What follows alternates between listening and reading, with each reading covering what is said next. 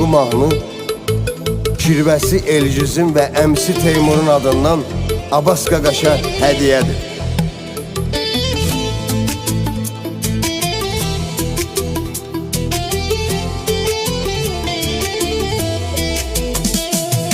Abbas dağım günüm mübarəkdir, sənə uzun ömür və can sağlığı, bir də ailə saadəti arzuluyuram, bir də ailə saadəti arzuluyuram.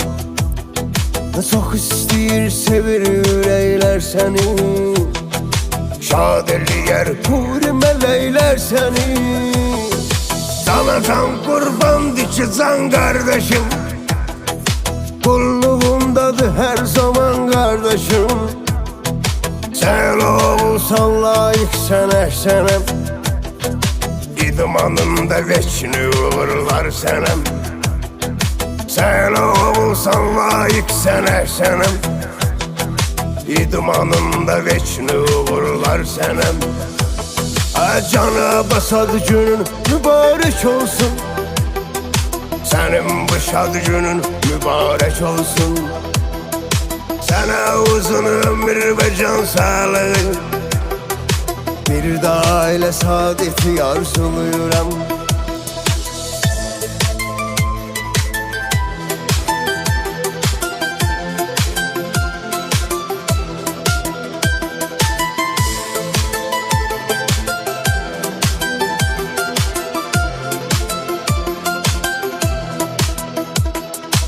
Səni həmişə fəxr eləyir təninlə, hər bir zatan fəxr eləyir səninlə.